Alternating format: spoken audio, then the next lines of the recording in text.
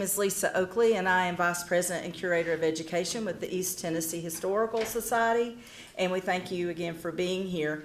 I wanted to just take a quick minute to introduce someone. Alison Vick and I have worked together in a number of capacities. She, like we are both public historians. Alison is from here, as I am, and has stayed in the area, studied history at UT, and found herself, as I did, in this wonderful opportunity to work with public audiences and with scholars and with students and with teachers to tell the story of history. And she does that both as an instructor and teacher at Pellissippi State Community College, but also in her role that's going full-time, I understand, as historian with the Tennessee Holocaust Commission, which does incredible work that she will share more with you on, and she is around. So please, afterwards, find an opportunity to visit with her, learn more, because that, as with me, that's what she thrives on, and that's our mission. So anyway, so Alison, thank you for being here, and we look forward to hearing from you.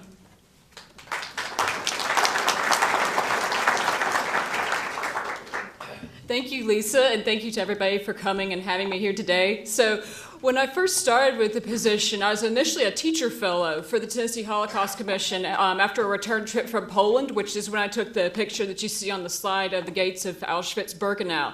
And I ended up being a teacher fellow for them for a number of years, and later began working for them as a part-time historian, and then have transitioned to a more full-time capacity with them. But when I began working more directly with them, one of the great comments we would hear across the state in every setting that we visited was, Tennessee has a Holocaust Commission? What is that? And we still will get that a little bit. But we do indeed have a Holocaust Commission. It's been around since 1984. We are part of a legislative arm of the state of Tennessee, so we are connected to the governor's office. We also have a nonprofit arm to our organization as well.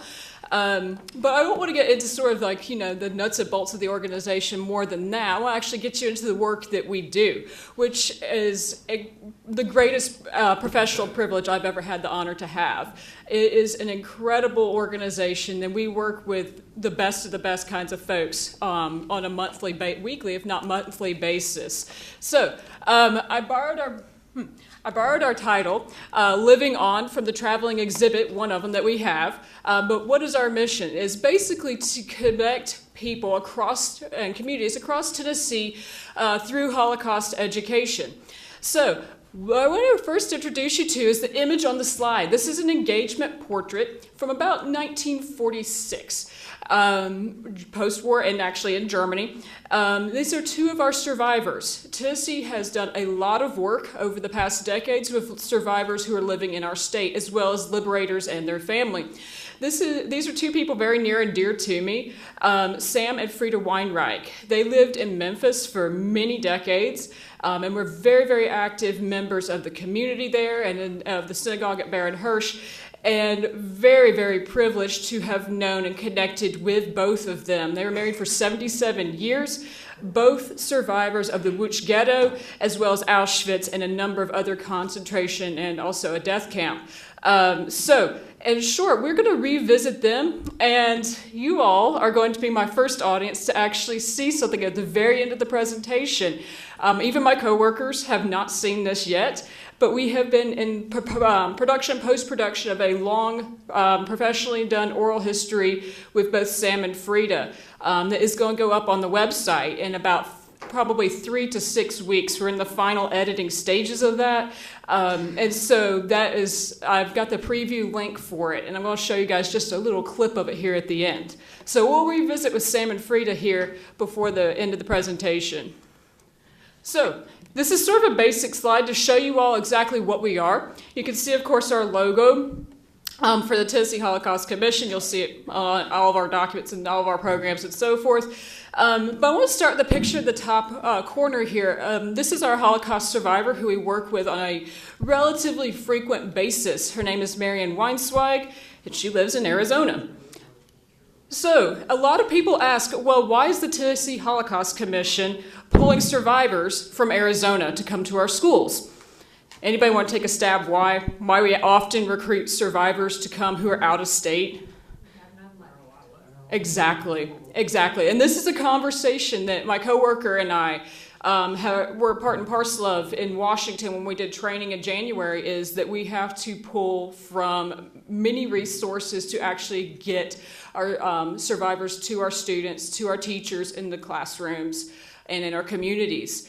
We don't really share on sort of a basic principle most of our survivors, just because they're sort of cherished relationships. But I do know that we work with 9 survivors, only one of whom is actually living in the state.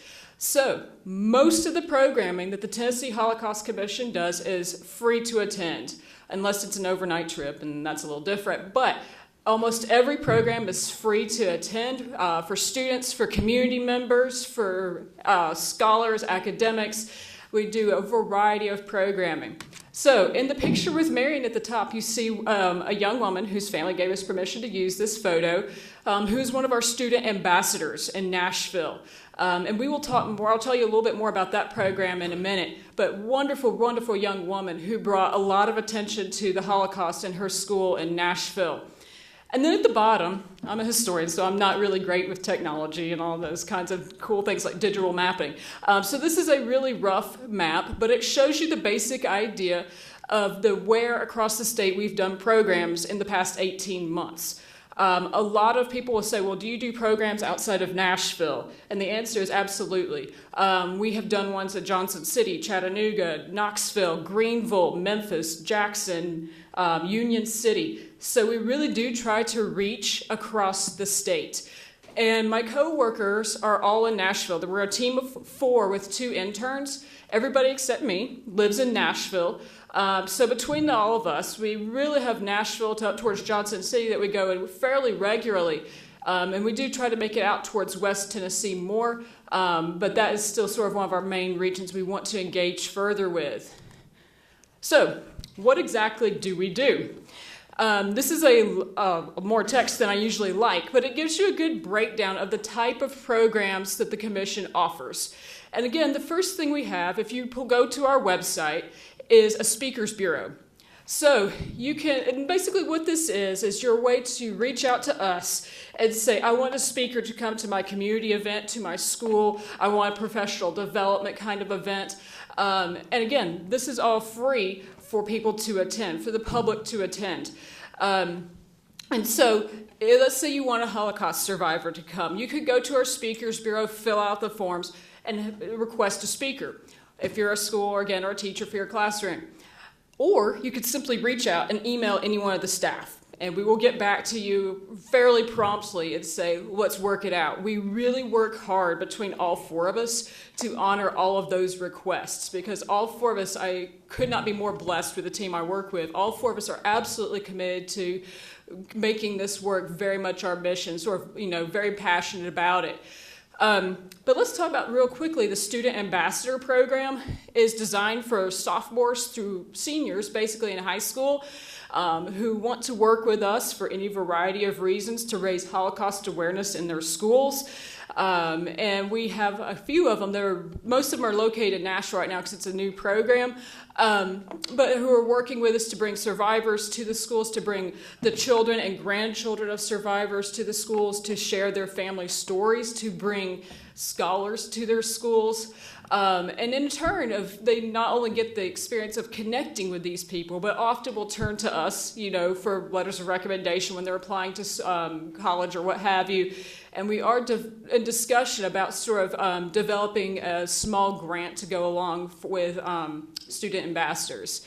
So we also have 4 traveling exhibits that we loan out for free across the state by request. And usually these go out for anybody for as long as they would like. We work with museums, we work with the libraries, the universities, the colleges to bring the different exhibits. Living On is our most famous. It is a gallery of 84 portraits of Tennessee survivors, hidden children, liberators, and witnesses to the Holocaust with little biographical sketches. The photographs were done by Rob Heller here at UT Knoxville in the early 2000s. Very, very popular exhibit that goes out annually across different parts of the state when we honor Yom HaShoah, the annual our commemoration of the Holocaust. one of the more controversial sort of exhibits that has provoked a lot of reaction, both positive and sort of some skeptical reaction, is the perpetrators exhibit, which I am fascinated with, because the gist of this is, again, artwork that depicts some of the most heinous of the high-ranking Nazis who were connected to the final solution, and it depicts them as, if you will, ordinary men. So the point being that we want to not really, provoke sympathy in any sort of way, but show the audience these were ordinary human beings capable of doing horrific activities under these circumstances. And it was recently here in Knoxville for Yom HaShoah. It was in Chattanooga recently. So really powerful exhibit. And then my personal favorite is the artwork by Nellie Toll, who was a hidden child in the Holocaust. She was hidden with her mother. And in short, she depicted, to sort of cope with the stress of being a hidden child, she lived through basically watercolors. It was her outlet. And she created any numbers of watercolor paintings depicting everyday pleasant life prior to the Holocaust. So we have a set of those images that we loan out. And then the most recent one is what we call Nuremberg to Nuremberg. It's a timeline from 1933 through the Nuremberg trials, depicting the major events of World War II as well as the Holocaust. So this is a lot of information, I know, and I promise we're going to get to some of the more evocative images and so forth here in just a little bit. And then we also do run a student art and essay contest for middle school, high school, and community college level. There's cash awards attached to prize winners. There is also public recognition of the teachers and of the students that would go out through our newsletter as well as on our website. And then lastly, one of the big features that my coworker and I have just developed is we have a request a professional development program. And these actually can be tailored to the school's needs. And again, it's free for the schools to host. So these can be PDs, or they can often sort of kind of double dip, and we can adjust them to be more designed for students as well. And they're based off of the requests that we have had from the school systems that we work with. Either myself or Ken will frequently go out and do a presentation for 8th grade English, for example, on the history of the Holocaust. 8th grade English, they're often reading The Diary of a Young Girl or Night. And a lot of teachers aren't comfortable teaching this material, so they'll turn to us and say, can you come give a presentation? So we'll often do like what we call a Holocaust 101 for middle school or high school. We will do specific topics in the Holocaust for teachers who are doing PD hours, PD workshops. We do sort of inspired by Ken Burns. We do a whole presentation on Tennessee and the Holocaust. What did Tennesseans know? How did they react? We do workshops about pedagogical approaches to teaching this material through art, through music, and sort of best practices. My coworker Ken is a second-generation speaker. His father survived Mauthausen. So he will often go out on the road from one corner of the state to the other to share his father's story. His father's name Armin Gluck. And so he talks about his father and how his father was able to survive Mauthausen. And then lastly, the one that I'm most heavily involved with is based on training I had completed in Washington and other places as well, about, in light of the past year, countering anti-Semitism.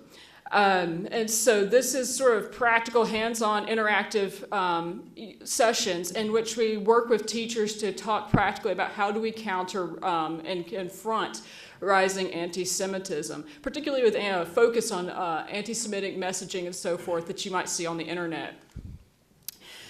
In addition to all of that, we offer other resources such as our Survivors Archive, which this was originally done in the early 2000s. I want to say it was put on the website in about 2009.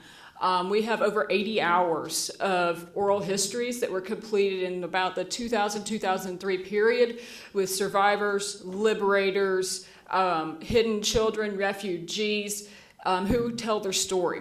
And you usually have the option to watch it in the complete full length, or you could watch a shortened version that you can use for the classroom if that seems more appropriate. So we do try always to think of what are the teachers' needs? What are the students' needs? What are they realistically going to be able to handle in a classroom? And each of the Survivors Archive videos has a portrait and a short biographical sketch, is usually the transcript as well, and some writing prompts that go along with it. We offer also free educator resources. We will supply books to teachers frequently across the state, often, of course, Diary of a Young Girl, as well as Night, tend to be the two popular ones. With the community colleges, we've unsurprisingly been handing out copies of Ordinary Men fairly recently. So we do really try to work with all kinds of schools at every level, private school, homeschool, public school, colleges, to supply them with resources. And then the last one, I'm going to actually hold off on mentioning in depth too much because it's my, if you will, pet project within this. But we'll come back to looking at the Ask the Experts here in just a little bit. And I'll let you all have a break, and I'll sort of play you all a clip of that here in a minute so you can hear them speak instead of me. But this is the fun slide for me. Enough about sort of the nuts and bolts, right? Let's talk about who actually comes to Tennessee. Who do we work with? So this is why I say this is the most sort of privileged kind of position I ever imagine I'll be in. Because the people I'm around, from our students and teachers who are invested in this work, to our scholars, to our survivors, and our second and third generation, are just the most incredible people I've ever had the fortune to know. So does anybody recognize anybody on the slide? Anybody deep enough in the world of Holocaust to recognize any of these figures? I know some of you are. So top corner, one of my favorite people in the world, Father Patrick Dubois. He is a French Dominican Catholic priest. He is also the pioneer of the field of the Holocaust by bullets. Totally, as he would be the first to say, almost by fluke, almost by accident. And I will say that his grandfather was imprisoned in Ukraine during World War II, and always told Patrick, he said, I would ask my grandfather about World War II, and he wouldn't tell me. And then he said, well, my camp was better for me than it was for everybody else. And he goes, well, who was everybody else? And he found out, of course, the Jewish people. So Father Patrick in the early 2000s basically uncovered what we know now as the Holocaust by bullets. This is a short version of the story. But basically started working with witnesses across Eastern Europe to help locate mass graves of Jewish people who had been murdered.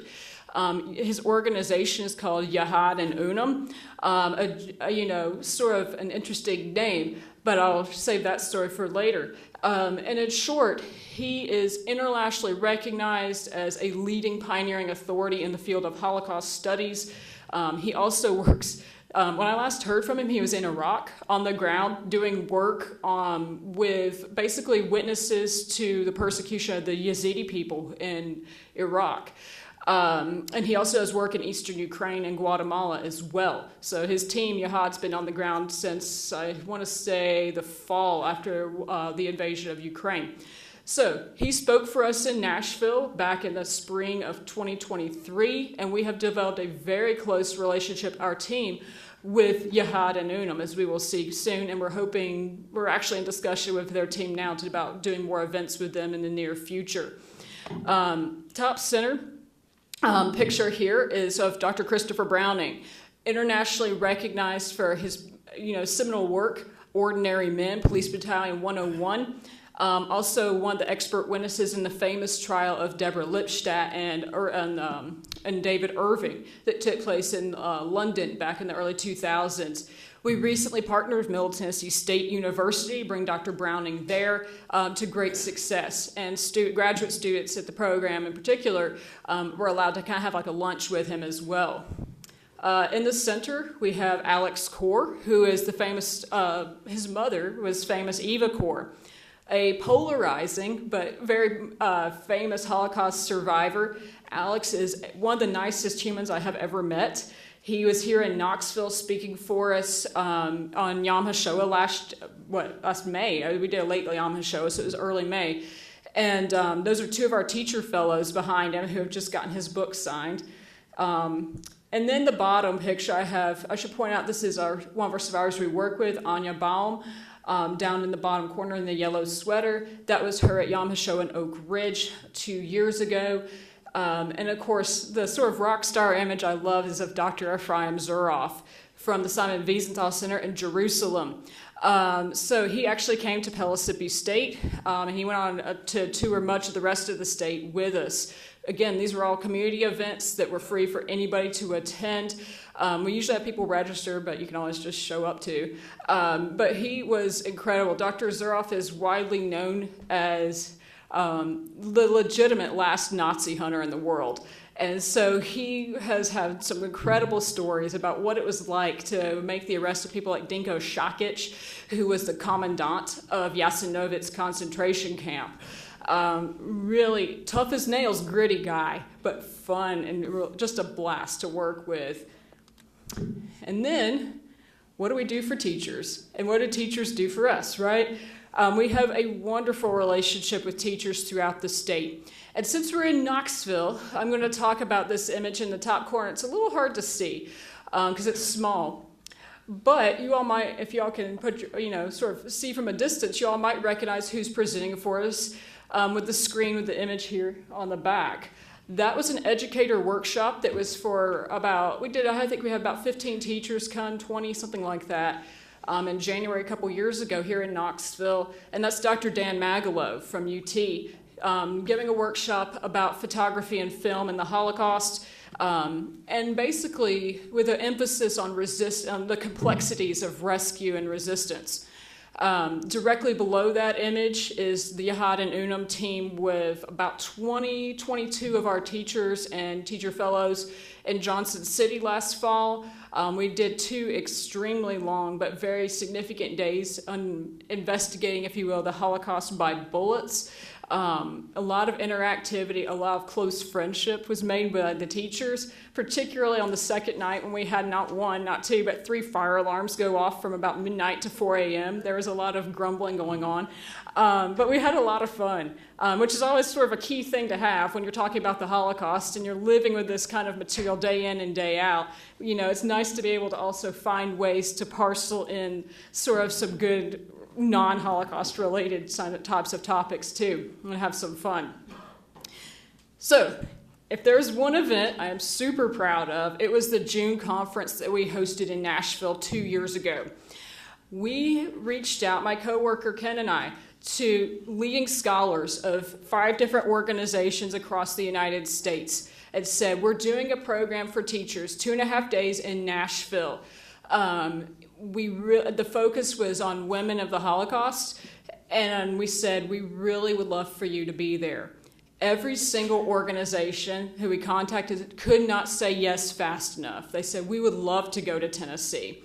Absolutely, we want to come. So we had Yad Vashem there. We have very close ties with the United States Holocaust Memorial Museum. We had Jewish Partisans Educational Foundation. We had Holocaust survivors there.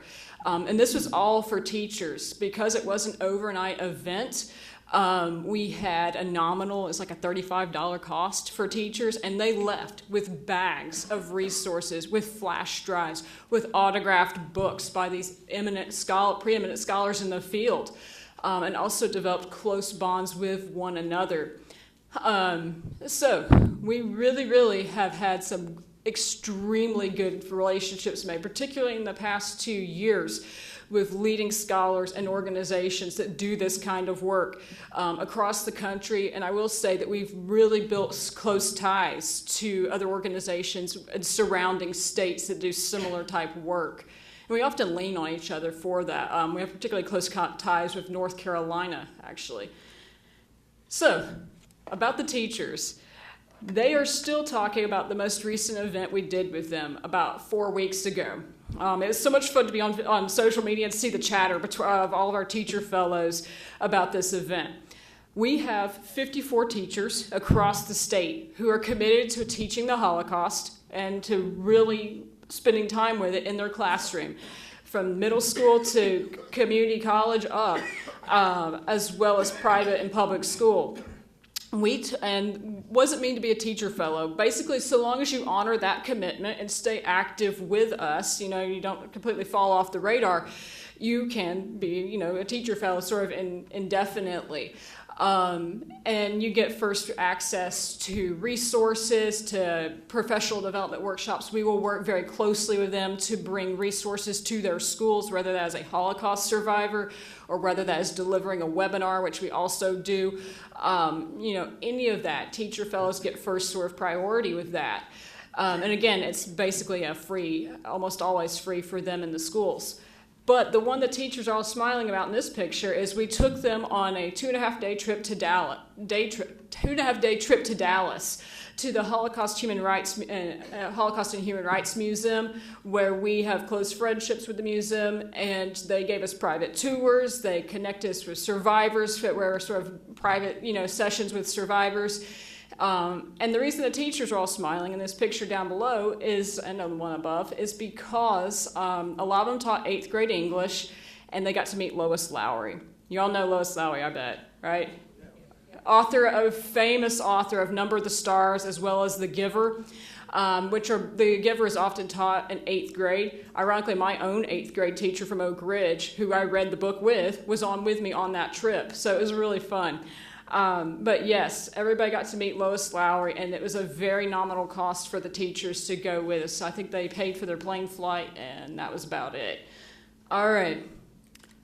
So we also make every effort to really keep the students in the foreground, too, of everything that we do. We work very closely with schools. We work very closely with teachers, and we really do try to get students connected with survivors to hear these stories. And these are all images that we were told we could use, in short, of student-centered events that the Commission has done in the past about 16 months across the state. Now, this is what I was hoping to get at, so that way I could give you all a little bit of a break from listening to me, so you could listen to this sort of the project that we're always developing. As Lisa mentioned, I trained as a public historian. I had a background in German and history, and then later also in oral history. And so I said, when I started working with the Commission, I said, we need to capture interviews with our scholars, our second-generation speakers, as well as with our survivors. And they blessedly said, all right, go for it. And so about 15 months ago, I started, when we'd have events with very, very prominent scholars of the field, I'd reach out to them before they came and say, would you mind sitting down and doing an interview with me? And they all would kind of laugh and say, sure. So anyway, we now have those for free on the website, and I've modeled them off of the writing prompts and questions that go with the interview, are modeled off what we see at the USHMM in Washington. So this is 6 that are on here. There's a 7th on the website, and there are 4 that are in post-production, including the one of Dr. Christopher Browning should be coming out soon, and 3 of our survivors. So in short, there's a lot more that are going to be coming out. But let's start with the one that everybody always asks me about. And truly, my favorite of all of these, if I had to pick, is with Dr. Michael Berenbaum. If you're in this world, everybody knows who he is, because he is one of the founders of the United States Holocaust Memorial Museum.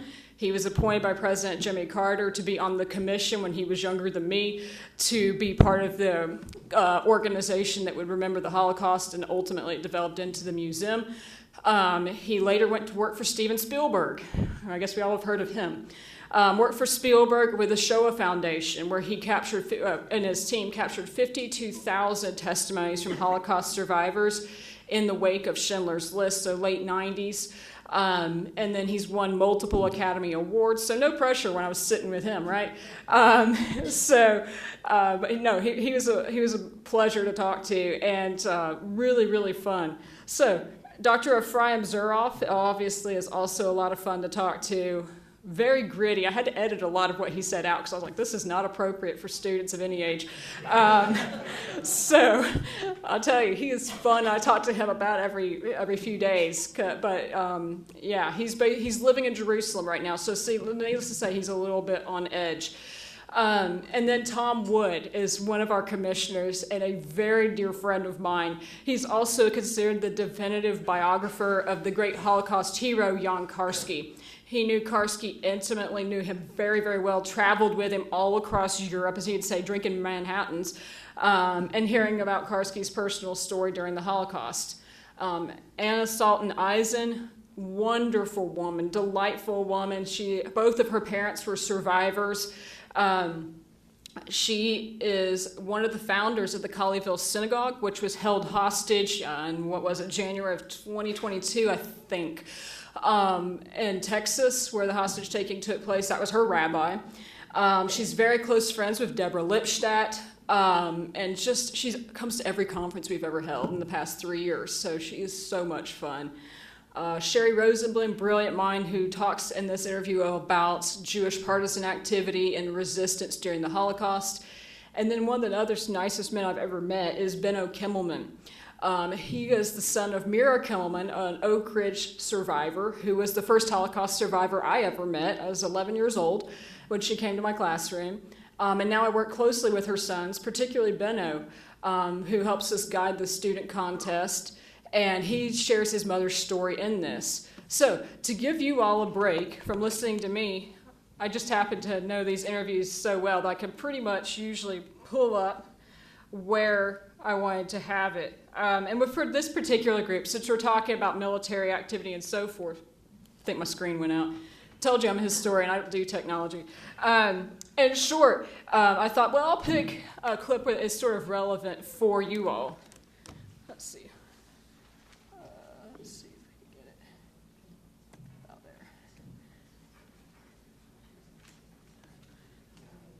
Sorry, Dr. Fowler, this happens to me every time at Pellissippi State, too. My students will tell you, like, oh, no, not Professor Vick again with her technology. Give her a dry erase marker and she'll be all right. That is true. Very often is to answer the question, what? And then, and where? And then to undertake with curators and everybody. This isn't quite where I was looking for, but we're getting there. And turn to designers who tell us how. Jan Karski was a friend. Jan Karski was a model. And I've met many incredible people in my life. I've had a privilege to meet many extraordinary people. The word I used and I taught with Jan Karski at Georgetown University for 15 years. The model I use with Jan Karski is I was always in the presence of nobility when I was with him. Jan Karski was a Polish courier who brought information out to the West and met with the different political and party leaders in the West.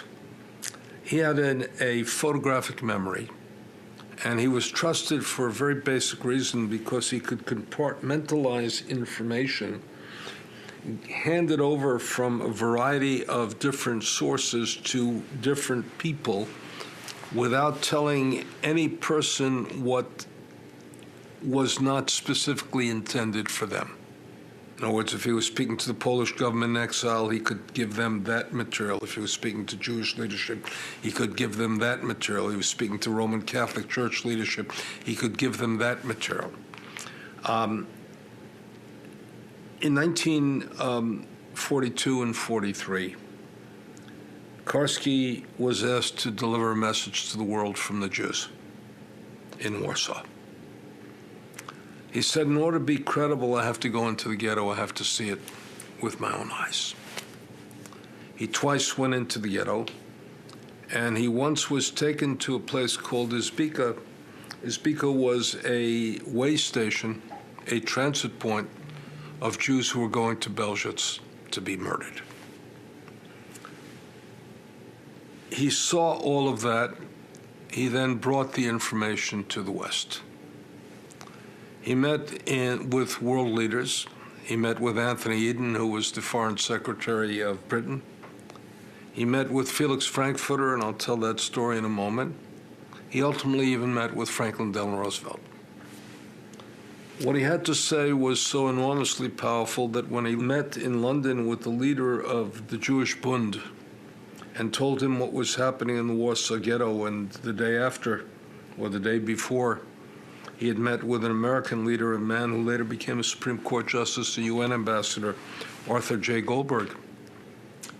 The combination of the two things meant that Shmuel Ziegelblum wrote an open letter to the world and committed suicide, saying, hoping by my death I can call attention to what was happening.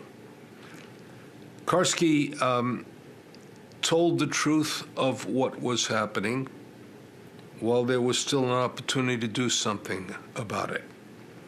He even went public because he could no longer go back to Poland. He couldn't go back to Poland because he was too well known and the intelligence services would have been able to identify him. He also had a demarking on his arms. He had a scar where once he was afraid he would collapse under torture and he attempted suicide, but they brought him back. He met with Roosevelt. He describes his meeting with Roosevelt. Roosevelt, he said, was a lord of humanity, the most powerful man in the world, the man upon whose fate the entire free world depended. He told him what was happening, and he used to do an imitation of Roosevelt. Roosevelt listened carefully, and he said, "You tell your people we shall win the war, and then we shall do something about the refugees." 25-year-old Karski meeting with Franklin Delano Roosevelt, the President of the United States, the leader of the free world, says by then it will be too late. And the idea was that America fought one war, the World War. Germany actually fought two wars. It fought the war against the Jews, which was a racial war for the annihilation of the Jewish people, and World War II. They were intensifying their effort to rid the Jews as they were losing the war. There's a moment in his meeting with Felix Frankfurter that's enormously instructive. He says, "Young man, I can't believe you." The Polish ambassador jumps up and says, "On this man's word we trust men and material, we risk human lives. I swear on the life of my children he's telling the truth." And then Felix Frankfurter, who's a Supreme Court Justice, says something profoundly important. He says, "It's not that he's not telling the truth. I'm not calling him a liar. It's that I can't believe him. There is a difference." What Frankfurt is showing is that there was a resistance, an innate resistance to the information that was being conveyed. It is a challenge to the very basic premise of our human civilization, that the nation of Goethe and Schiller, of Bach and Beethoven, of Kant and Hegel, could be the perpetrator of this heinous crime. Not facing that truth was lethal to the Jewish people. And Karski was a truth teller. And he told truth for the very basic element. He then went public. He wrote Anatomy of the Secret State. He published in every conceivable magazine. He told us what was happening while there was still time, and we did not do enough. And I will say the last thing he tells me in this interview is like a gut punch to me. It was recorded not long before October 7th, and so I listened to it and I think, oh my gosh. And we've talked about it since. He's like, well, that's the way we live, Alison. It's the state of the misery of the world. So all of the interviews I'm extremely fond of. If you watch Tom Wood's interview, he knew Karski so well. And of course, you can tell by now I'm a Karski fan for a good reason. He actually has a personal recording of Karski speaking in Nashville in, I want to say 95, that we've integrated into the interview as well. So these are all long projects. It takes about a year to kind of do the post-production of them. But I'm very privileged to be involved with like every step of this. The videography team and I work intimately, very closely on this for months at a time. It's a lot of fun. It can be a little tedious when we're transcribing survivor interviews and so forth, but definitely a lot of fun as well. And these are all ones that I am very, very proud of because these are great people that we've gotten to know and become friends with. So, I should also point out my excellent coworker, Ken Gluck, does a lot of training of second and third generation speakers, children, grandchildren of Holocaust survivors who always wanted to tell their family's story and did not know how. Ken has an extremely well-mapped program to help them develop their story and then later, hopefully, go speak for us. So, what does the commission have on our sort of radar? In addition to the innumerable PD events that Ken and I go to throughout July and August and into November, we're actually doing a full PD day of professional development day for teachers in Knox County on election day, ironically. So, but we work with all kinds of events like that across the state. But in addition to those, we have webinars scheduled with school systems with survivors. We're working with Secor Foundation to have Mr. Lester, who is a Holocaust survivor in his late 90s, who was about 15, 16 years old when he was at Auschwitz. We're having that delivered in, I want to say, late September. We haven't solidified the date yet. The one I'm deeply invested in fact, probably a little too much, I was up late last night working on this, is an interfaith series. One of the areas for expansion we're working on is working with the Christian and Jewish theologians and clergy in the state. And I was blessed to have an excellent mentor, and the blessing of my commission team that said, go for it. If you want to try to and bring these folks into our programs, you have at it. But my mentor was Father John Pawlikowski, who was a Catholic priest who is deeply involved in the creation of the United States Holocaust Memorial and Museum, appointed by Carter and then later reappointed by George H.W. Bush and Clinton to work on the museum. And I said, this is what I want to do. I want to start building the interfaith programs, so webinars that we can bring in, designed specifically for clergy, but also anybody who's interested. It'll be free. And I said, what do I need to do? And I got a great email on Maundy Thursday from Father John, said basically, Alison, good luck. He's like, this is very difficult work that you're going into, not least of which is because every pastor I've ever met, their schedule is very booked up. They are overworked. He said, but if you want to do it, I'm going to help you any way I can. So he's actually kicking off our webinar series in November. I conveniently timed it to coincide with the release of the new Dietrich Bonhoeffer film that's coming out on November 22nd. We have Father John leading the Thursday after Election Day, so that's the 7th, right? He's kicking off with a webinar series then, and we have an extraordinary asset at the commission in our commissioners, one of whom is a rabbi, and he is going to be sharing, he's the son of survivors, and he's going to be sharing his story as well as about the interfaith work he does at Belmont University. He's the first rabbi on staff in Belmont's history. And then we are going to also have Dr. Victoria Barnett, who is one of the world's leading experts on Dietrich Bonhoeffer, give us a webinar a few days before the movie comes out. And she asked me very seriously, she said, do you think I'm the right person to talk about Dietrich? And I said, you absolutely are. She's like, I'm not going to paint over and give you completely rose-colored glasses to him. I said, that's why I want you. I want you to give me the complete, honest version of Bonhoeffer, because I love him. But I do also know that in the States, we tend to a little over-romanticize him and his role with regards to the Holocaust. So, and I know the film that is coming out is doing the same thing, but I'll still go see it opening night. It's on my calendar. It's like, go see this. It's coming out on the 22nd. So I'm very excited about that program. We're in discussion with Patrick Dubois to see if he can join us and give a webinar as well, but he will be in France at the time, so we're trying to work out the time change. And then for clergy who participate, we're doing a virtual tour with a Polish guide for them to Auschwitz. So it's live on the ground. The clergy will get to go and be involved with that. And again, it is an interfaith sort of program.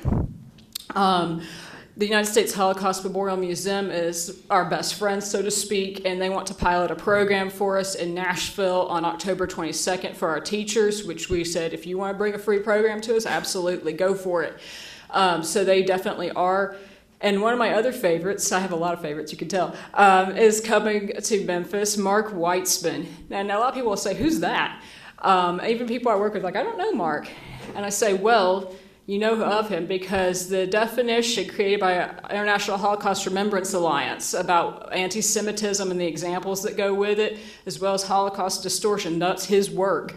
And he is also the COO of the World Jewish Restitution Organization. He was a former Nazi hunter, and so I can't quite figure this one out. He is a former Nazi hunter, but he's a very chill personality, very relaxed. I'm like, how do those things go together? But Mark is great, and he's coming to speak for us in Memphis. He has, to give you an idea, spoken to Pope Benedict and Pope Francis on matters of contemporary anti-Semitism. He has also spoken to the UN Secretary Generals on the same topics. So he's what we call one of the heavy hitters in the field for sure. And then lastly, sort of as a teaser of that, this is the one that we're hoping to bring to Knoxville in the spring. We work with the Jan Karski Educational Foundation, which, as you can imagine, is all things Karski. Wonderful, wonderful organization. They have an incredible traveling exhibit, incredible resources. And so we are hoping to bring that to Knoxville this spring. We're sort of solidifying the details of that now. But the goal being to, in sort of light of Genocide Awareness Month, have it here and also have coordinating programs about once or twice a week for the duration of its stay here in Knoxville that go along with that. And then lastly, this is what I wanted to have you guys get to see before I let you guys go to, or have you guys go to lunch or whatever is next on the schedule. This is Sam and Frida Weinreich with two of their grandchildren. They had 3 children and a lot of grandchildren, lived in Memphis from about 1950-51 until now. Wonderful couple that I got to do oral histories with, which you saw their portrait at the beginning of the presentation. It took about close to a year to get the oral histories lined up. Sam was just shy of his 104th birthday when I did the oral history with him.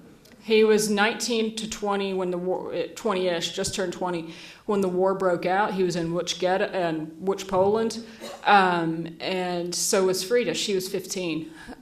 They are both the only survivors of their family. They both lost everybody in the Holocaust. And really incredible couple.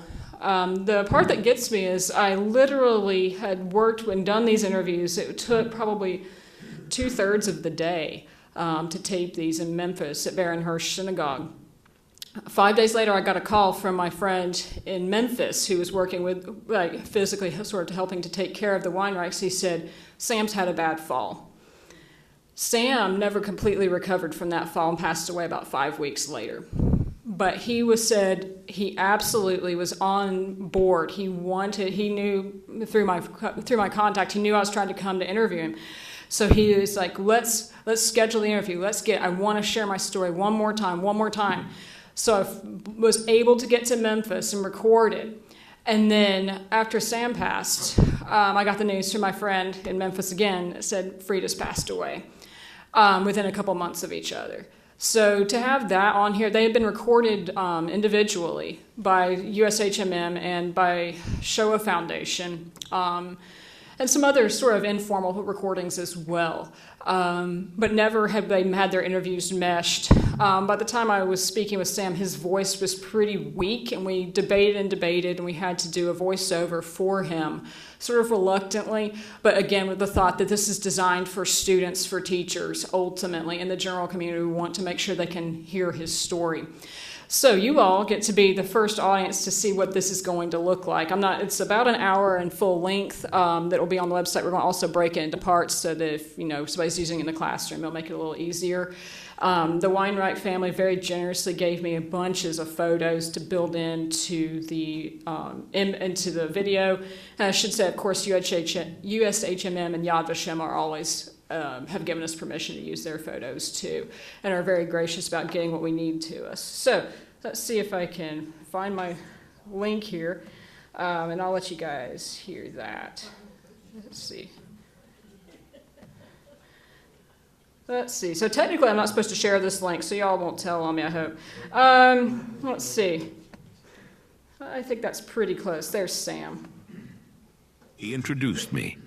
Yeah. This guy can sing for you. So I sang for him and he gave me bread. Anyhow, that's how I sung for him. And I started to get a little more flesh on me. Finally, they told us they opened the wires in the back. Everyone take their coats, their blanket. Take their blanket and go out through the back. I knew that something was happening, because all of a sudden they tell us they do away with that fence. They cut the fence open for us to go out through the back, and we dragged ourselves I don't know how long. We're laying down on the grass, waiting near the railroad track, and all of a sudden, after a day, I don't know, a train came. I couldn't understand. So I lay there and see on the back there were 2 cattle cars, but these cattle cars did not have a roof, no roof on it. Open. In the back was a soldier standing there. And they bombed the train a week after we came off of the train. We could not drag ourselves. Sit down next to me was a young boy, Manek. There's a forest. The forest was not too far. I said, come on. I'm not going back on that train. Something is happening that hasn't happened until now. Let's go. We dragged ourselves over, and there were trees all over. Got scratched. We're laying on the ground. Now when you lay on the ground, you can hear what's happening around you. When we laid ourselves out, the guy who was next to me, he says, I don't know what your name is, but I am from Lodz, Poland. I cannot hold out no more. I'm dying. I said, you lived through all of the atrocities.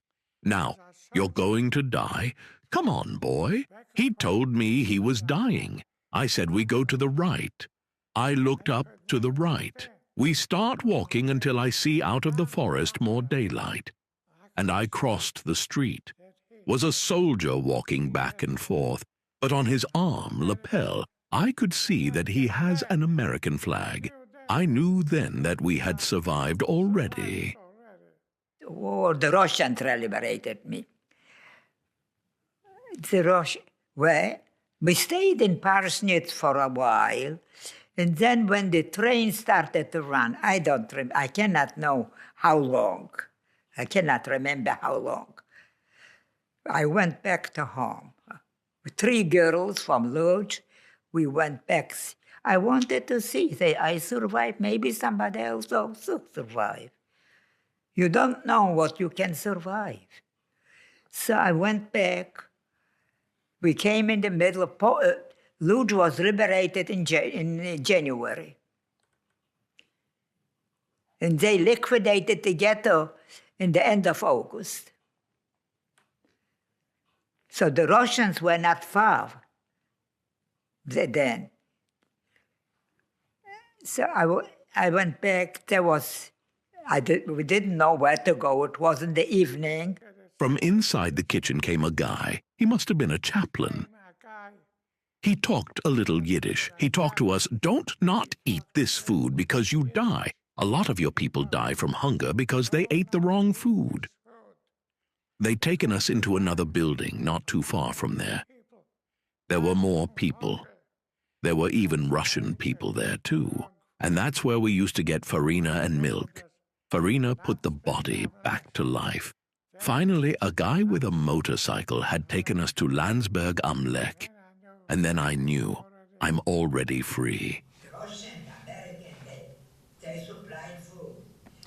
I'm going to pause it there because I know we're short on time, but if you all have questions at any point, I'm certainly happy to answer those. And thank you all again. Thank you to ETHS for having me, and I hope you all have a great rest of the conference. So, it's all yours.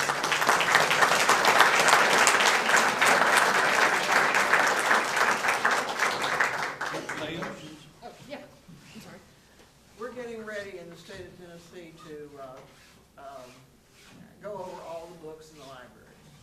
I have grave concerns because in several places they've banned Anne Frank, they've banned Night, and teachers can no longer teach the Given. Are you all concerned about this? Yes, very much so is the short answer.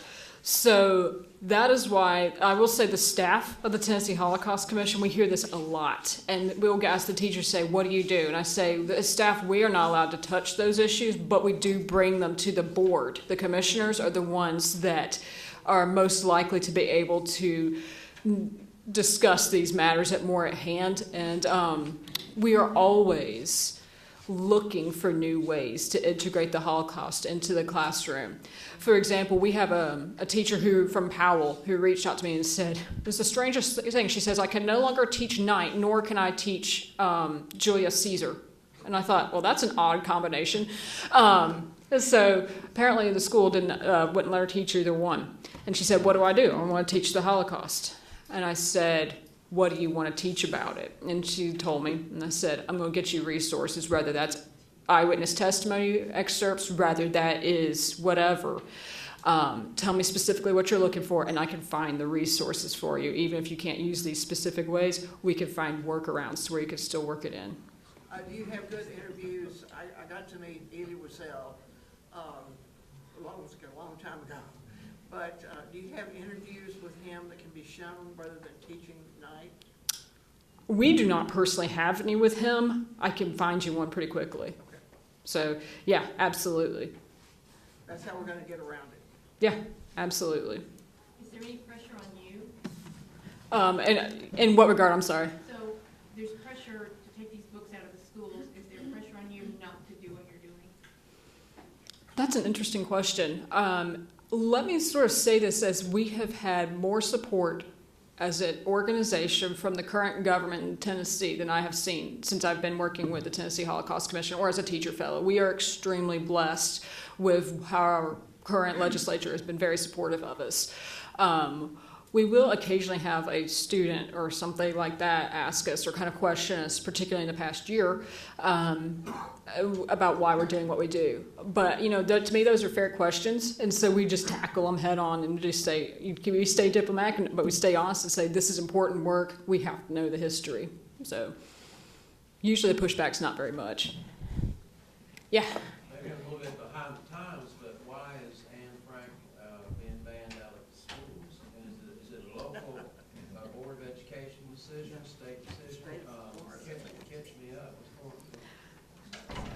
That is one I wish I had our teacher fellows here, because much of our conference actually revolves around these kinds of conversations. My understanding from listening to our middle and high school teachers is that Anne Frank is being banned for any number of reasons. One, they say it's controversial. Two, because of sort of the, teenage themes that are in the book. They say that these have encouraged students to be, quote, promiscuous or something like that.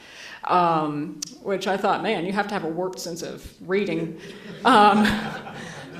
Whew. Okay. And then also what we have heard increasingly is that teachers are generally afraid to touch the topic.